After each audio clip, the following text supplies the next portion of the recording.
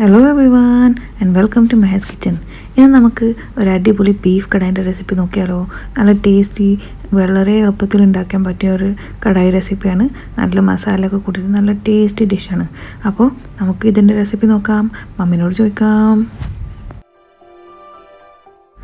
അപ്പോൾ ഈ ബീഫ് കടായി ഉണ്ടാക്കാൻ ആവശ്യമുള്ള ഇൻഗ്രീഡിയൻസിൽ ബീഫ് എടുത്തിട്ടുണ്ട്. ഇത് 3/4 കിലോ ബീഫാണ്.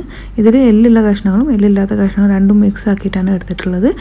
ബോൺലെസ് ബീഫ് മാത്രം എടുത്താലും കുഴപ്പമില്ല, നല്ല ടേസ്റ്റ് ഉണ്ടാവും. പക്ഷേ മിക്സ് ആയാലും നല്ല ഒന്നും കൂടി ടേസ്റ്റ് ഉണ്ടാവും. ഇനി നമുക്കിത് മാരിനേറ്റ് ചെയ്ത് വെക്കാം.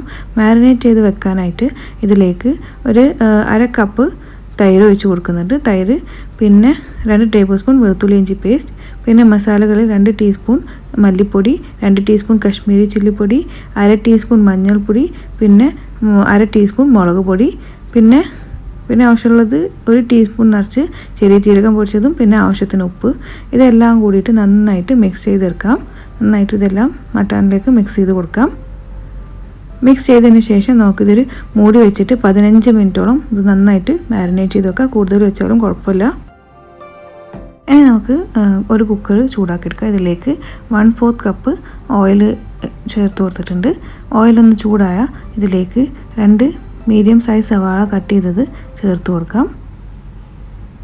എന്നിട്ട് സവാള ഒന്ന് സോഫ്റ്റും ട്രാൻസ്ലൂസൻ്റ് ആവുന്ന വരെ നമുക്ക് നന്നായിട്ട് ഇത് വഴറ്റിയെടുക്കാം. ചോപ്പിക്കണ ആവശ്യമില്ല, ഒന്ന് സോഫ്റ്റ് ആയാൽ മതി. അപ്പോൾ ഇത് സവാള നന്നായിട്ട് സോഫ്റ്റ് ആയിട്ടുണ്ട്. ഇത്രയും ആയാൽ മതി. ഇനി നമുക്കിതിലേക്ക് നേരത്തെ മാരിനേറ്റ് ചെയ്ത ബീഫ് ചേർത്ത് കൊടുക്കാം. ബീഫ് ഇട്ട് കൊടുക്കാം. എന്നിട്ട് നന്നായിട്ടിത് വഴറ്റി കൊടുക്കാം. മീഡിയം ടു ഹൈ ഫ്ലെയിമിൽ വെച്ചിട്ടാണ് ഇതൊക്കെ ശരിയാക്കി എടുക്കാൻ. ഇടയ്ക്കിടയ്ക്ക് ഇളക്കിക്കൊണ്ട് നന്നായിട്ട് ഇത് വഴറ്റിയെടുക്കണം. തൈരിന്നും ഇറച്ചിന്നൊക്കെ വെള്ളം വരുന്ന വരെ നമുക്കിത് നന്നായിട്ട് ഇളക്കിക്കൊണ്ട് വഴറ്റിയെടുക്കണം.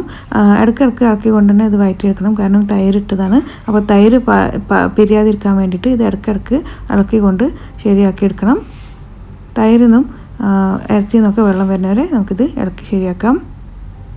അങ്ങനെ തൈരിന്ന് ഇറച്ചിന്നൊക്കെ വെള്ളം റിലീസായി വന്നിട്ടുണ്ട്. ഇനി ഈ വെള്ളം നമുക്ക് ഡ്രൈ ആക്കി എടുക്കണം, വറ്റിച്ചെടുക്കണം. അപ്പോൾ ഇത് ഇളക്കിയിട്ട് തന്നെ ഈ ഹൈ ഫ്ലെയിമിൽ വെച്ചിട്ട് നമുക്കിത് നന്നായിട്ട് ഈ വെള്ളമൊക്കെ വറ്റിച്ചെടുക്കാം. എണ്ണയൊക്കെ പുറത്ത് തിളണ വരെ നമുക്ക് ഈ വെള്ളം വറ്റിച്ച് ശരിയാക്കിയെടുക്കാം. അപ്പോൾ എണ്ണയൊക്കെ നന്നായിട്ട് പുറത്ത് തെളിയാൻ തുടങ്ങി. നന്നായിട്ട് വെള്ളമൊക്കെ വറ്റിക്കഴിഞ്ഞു. ഇനി നമുക്ക് ഇത് ഒരു 3-4 മിനിറ്റ് നന്നായിട്ട് കണ്ടിന്യൂസ് ആയിട്ട് ഇളക്കിക്കൊണ്ട് ഇതൊന്ന് ശരിയാക്കി എടുക്കാനും ആ എണ്ണയിൽ വെച്ചിട്ട് നമുക്കിത് ഇറച്ചി ഒന്ന് വഴറ്റിയെടുക്കാം. 3-4 മിനിറ്റ് കൈ മാറ്റാതെ നന്നായിട്ട് ഇളക്കിക്കൊണ്ട് ഇത് ശരിയാക്കി എടുക്കാം. അപ്പോൾ 3-4 മിനിറ്റ് നന്നായിട്ട് വഴറ്റിയെടുത്തു. മസാലയൊക്കെ നന്നായിട്ട് വഴഞ്ഞു വന്നിട്ടുണ്ട്. ഇതിൻ്റെ മസാലേൻ്റെ പച്ചമണമൊക്കെ മാറുന്ന വരെ നമുക്കിത് നന്നായിട്ട് ഇളക്കി കൊണ്ട് തന്നെ ഇത് നന്നായിട്ട് വഴറ്റിയെടുക്കണം. അപ്പോൾ ഇതിൻ്റെ ടേസ്റ്റ് വരുള്ളൂ. നല്ലൊരു ടേസ്റ്റ് വരണമെങ്കിൽ അങ്ങനെ നന്നായിട്ട് 3-4 മിനിറ്റ് കൈ ഇളക്കാതെ നമുക്ക് നന്നായിട്ട് ഇത് വഴറ്റിയെടുക്കണം. ഇനി നമുക്കിതിലേക്ക് 1 കപ്പ് വെള്ളം ഒഴിച്ച് കൊടുക്കാം. എന്നിട്ട് നന്നായിട്ട് ഒന്ന് മിക്സ് ചെയ്ത് കൊടുക്കാം. മിക്സ് ചെയ്തതിന് ശേഷം ഇതിലേക്ക് ഒരു 3 ചെറിയ സൈസ് തക്കാളി തോലൊക്കെ കളഞ്ഞിട്ട് ഇതിലേക്ക് വെച്ച് കൊടുക്കുന്നുണ്ട്. നിങ്ങളുടെ മുകളിലൂടെ വെച്ച് കൊടുത്താൽ മതി, മിക്സ് ചെയ്യണ ആവശ്യമില്ല.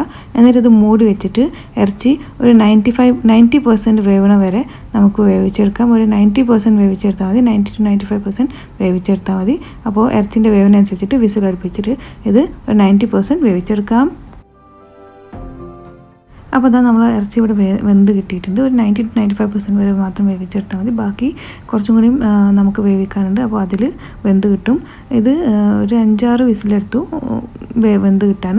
അപ്പോൾ 5-6 വിസിലിന് ശേഷം ഇത് ഓഫ് ചെയ്തിട്ട് 10 മിനിറ്റ് തുറക്കാതെ തന്നെ വെച്ചിട്ട് പിന്നെ ആണ് തുറന്നത്. അപ്പോൾ 10 മിനിറ്റ് ഇത് അങ്ങനെ തന്നെ വെക്കണം. തുറക്കരുത്, കുക്കർ തുറക്കാൻ പാടില്ല. ഇനി നമുക്ക് ഈ കുക്കറിൽ നിന്ന് മാറ്റിയിട്ട് വേറെ ഒരു പാത്രത്തിലേക്ക്, തുറന്നൊരു പാത്രത്തിലേക്ക് ഇത് നമുക്ക് മാറ്റിയെടുക്കാം. ഇതുപോലെ തുറന്നൊരു പാത്രത്തിലേക്ക് മാറ്റിയെടുക്കാം. എന്നിട്ട് ഇത് നന്നായിട്ടൊന്ന് തിളപ്പിച്ചെടുക്കാം. ബീഫ് കടായി ഒരു തിക്ക് ഗ്രേവി ആയിട്ടാണ് വരിക. അപ്പോൾ നമുക്ക് അതിനനുസരിച്ചിട്ട് ഇതിൻ്റെ വെള്ളമൊക്കെ വറ്റിച്ചിട്ട് ശരിയാക്കിയെടുക്കണം. ഉപ്പൊക്കെ പാകമാക്കി എടുക്കണം. ഉപ്പൊക്കെ നിങ്ങളെ ടേസ്റ്റിനനുസരിച്ചിട്ട് പാകമാക്കിയെടുക്കാം. ഇത് നന്നായിട്ടൊന്ന് തിളച്ച് വരുമ്പോൾ ഇതിലേക്ക് 1 ടേബിൾ സ്പൂൺ നിറച്ച് കസൂരി മേത്തി ചേർത്ത് കൊടുക്കാം. കസൂരി മേത്തി കൈ കൊണ്ട് ഇങ്ങനെ ക്രഷ് ചെയ്തിട്ട് വേണം ഇതിൽ ചേർത്ത് കൊടുക്കാം. കസൂരി മേത്തി ചേർത്തതിന് ശേഷം ഒന്ന് നന്നായിട്ട് മിക്സ് ചെയ്തിട്ട് വീണ്ടും ഒന്ന് തിളപ്പിച്ചെടുക്കാം. അപ്പോൾ തിളച്ചതിന് ശേഷം ഇതിലേക്ക് 1.5 ടീസ്പൂൺ ഗരം മസാല പൊടി ചേർത്ത് കൊടുക്കാം. എന്നിട്ട് നന്നായിട്ട് ഇത് ഒന്നുകൂടി വെള്ളമൊക്കെ വറ്റിച്ചെടുക്കാം. വെള്ളമൊക്കെ നന്നായിട്ട് ഒന്നും കൂടി വറ്റിച്ചെടുക്കാം. അപ്പോൾ ഇതാ വെള്ളമൊക്കെ വറ്റിയിട്ട് നമ്മൾ കടായി ഇവിടെ റെഡിയാണ്. നന്നായിട്ട് വറ്റിച്ചെടുത്തിട്ടുണ്ട്. ഇങ്ങനത്തെ ഒരു തിക്ക് ഗ്രേവി, ഇങ്ങനത്തെ ഒരു കൺസിസ്റ്റൻസിയാണ് നമുക്ക് വേണ്ടത്. ഇനി നമുക്കിതിലേക്ക് കുറച്ച് ഇഞ്ചി കട്ട് ചെയ്തത് ഇട്ട് കൊടുക്കാം. കുറച്ച് പച്ചമുളക് സ്ലിറ്റ് ചെയ്തത് ഇട്ട് കൊടുക്കണം. ആവശ്യത്തിന് മല്ലിയില ചേർത്ത് കൊടുക്കാം. നന്നായിട്ട് ഇത് മിക്സ് ചെയ്യാം. എന്നിട്ട് നന്നായിട്ട് ഇത് മിക്സ് ചെയ്തിട്ട് ഇത് മൂടി വെച്ചിട്ട് നമുക്കിത് നന്നായിട്ട് 5 മിനിറ്റോളം ചെറിയ തീയിൽ വെച്ചിട്ട് ദമ്മാക്കി എടുക്കാം. അപ്പോൾ 5 മിനിറ്റിന് ശേഷം നമ്മൾ ബീഫ് കടായി, അടിപൊളി ബീഫ് കടായി ഇവിടെ റെഡിയാണ്. ഇനി വേറെ ഒന്നും ചെയ്യാനില്ല. ഗ്യാസ് ഓഫ് ചെയ്യാം. എന്നിട്ട് സെർവ് ചെയ്യാം. ചപ്പാത്തി, പൊറോട്ട, നെയ്ച്ചോറ്, സാദാ ചോറിൻ്റെ കൂടെ നമുക്ക് കഴിക്കാം. നല്ല ടേസ്റ്റാണ്. നല്ല അടിപൊളി മസാലയൊക്കെ ഉള്ള നല്ലൊരു കറിയാണ്. എളുപ്പത്തിൽ ഉണ്ടാക്കിയെടുക്കാൻ പറ്റിയ ഡിഷാണ്. അപ്പോൾ നിങ്ങളെല്ലാവരും ട്രൈ ചെയ്യാം. എന്നിട്ട് ഞങ്ങളെ അറിയിക്കുക എങ്ങനെ ഉണ്ടായിരുന്നു. റെസിപ്പി ഇഷ്ടമായ വീഡിയോ ലൈക്ക് ചെയ്യാനും ഷെയർ ചെയ്യാനും മറക്കരുത്. ചാനൽ പ്ലീസ് സബ്സ്ക്രൈബ് ചെയ്യണം. കൂടെയുള്ള ബെല്ലൈക്കണും പ്രസ് ചെയ്ത് കൊടുക്കണം പുതിയ റെസിപ്പീസിൻ്റെ വീഡിയോ നോട്ടിഫിക്കേഷൻസ് കിട്ടാനായിട്ട്.